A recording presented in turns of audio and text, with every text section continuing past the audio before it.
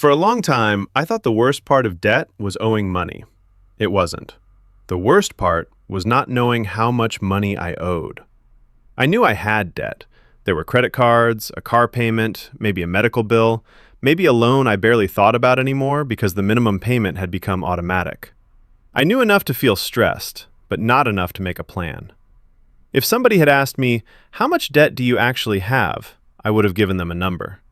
And that number would have been a guess. Not because I was trying to lie, because I didn't want to know. That is the strange part about debt. You can live with it every day and still avoid looking directly at it. You can pay bills on time, keep your credit score decent, go to work, buy groceries, send the minimum to the credit card, and convince yourself you are handling it because nothing has exploded yet. But under the surface, you are not really handling the debt. You are handling the payments. And those are not the same thing. Payments can make debt feel smaller than it is. $28 here, $75 there.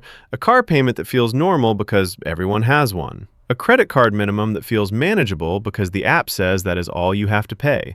A medical bill you forgot about because it comes out automatically. Individually, each one feels survivable, but together, they might be quietly eating your entire future. That is why most people do not avoid the list because they are lazy.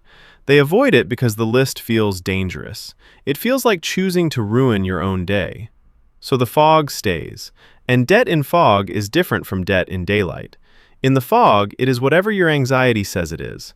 Some days you think, maybe it is not that bad. Other days, usually at night, your brain whispers, what if it is way worse?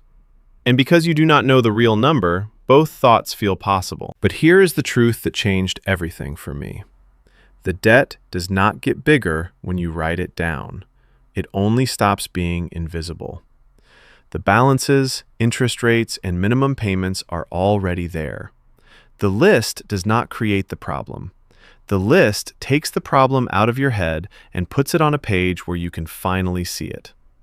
I'm Evan, and this channel is for normal people trying to make real progress with money without pretending any of this is easy. And if you have been avoiding this step, I get it. But this is the step where control starts. Here is what you write down.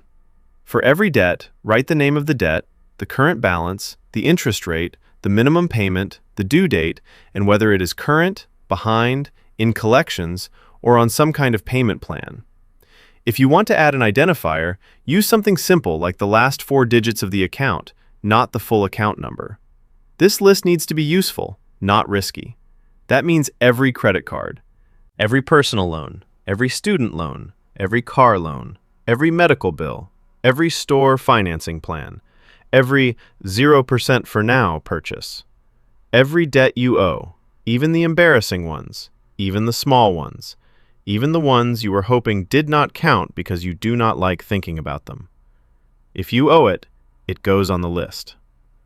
You can make the list in a spreadsheet, on paper, in a notes app, or on a whiteboard. The tool does not matter. What matters is that every debt lands in one place at the same time, because separate debts can hide, but a full list cannot. Then you go find the real numbers.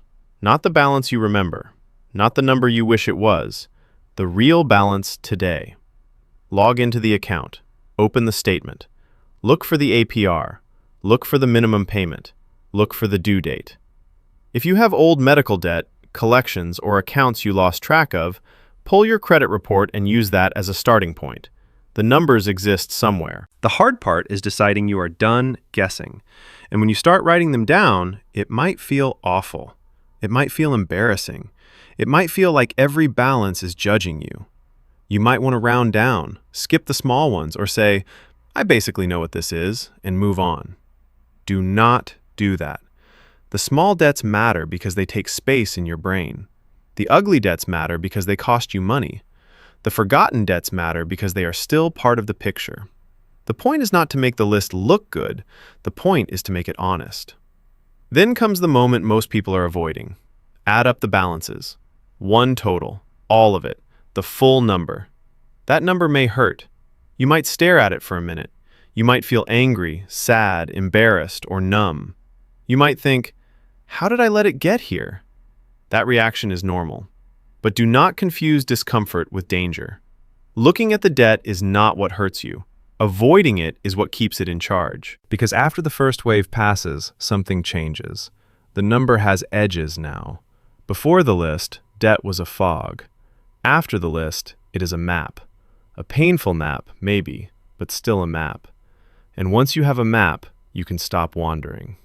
Now add up the minimum payments. This number matters almost as much as the total balance because it shows how much of your paycheck is already promised before you even get to live your life. Maybe the total debt is scary, but the monthly minimums explain why you feel broke even when you are working hard. Your money is not disappearing. It has appointments. Then look at the interest rates. This is where the list starts talking back. You may find that a small credit card is burning hotter than a larger loan because the rate is much higher. You may find that a 0% offer is about to turn into a problem. You may find that one debt is not urgent, but another one needs attention immediately because it is behind or charging fees. That is the power of the list. It gives you clues. Before the list, every payment feels random. After the list, you can decide. What needs to get current first? What is costing the most in interest? What small balance could be knocked out quickly?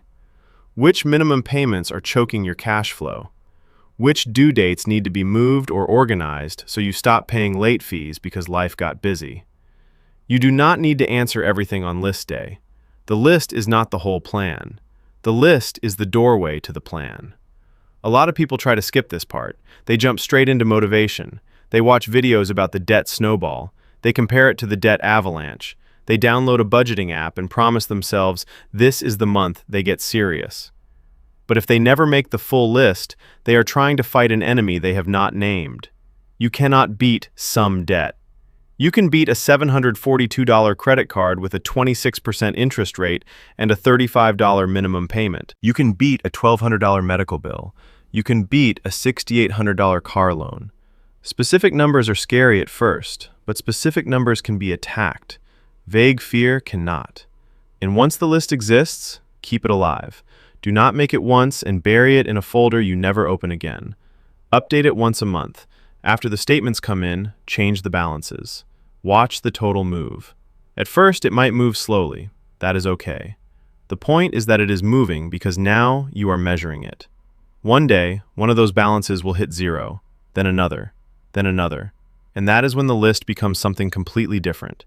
It stops being a page full of shame and starts becoming proof that you are taking your life back, one line at a time. That was the shift for me. The list did not make me debt-free. It did not magically add money to my account. It did not erase the mistakes overnight, but it changed my position. Before the list, I was reacting. After the list, I was facing the problem from the front. And that gave me something I had not felt in a while. Control. Not perfect control, not instant control, but enough control to say, okay, this is where I am. And that sentence matters because you cannot get somewhere better until you admit where you are starting. So if you have been avoiding the list, I understand. You might be afraid the number will confirm your worst thoughts about yourself. You might be afraid you are too far behind. You might be afraid that once you see it, you will have no excuse anymore. But the list is not there to condemn you. The list is there to free you from guessing. Because guessing is exhausting. Avoiding is exhausting. Pretending everything is fine while quietly worrying about money every day is exhausting. The list takes all that blurry fear and turns it into something concrete. And concrete is where change starts. So make the list. Not because you are ready. Make it because you are tired of being controlled by numbers you refuse to look at. Write down every debt, every balance, every rate, every minimum. Add it up. Let the number be real. Feel whatever you need to feel. Then take a breath and remember the truth. The debt did not get bigger when you wrote it down. It only stopped being invisible. And that is the first act of control.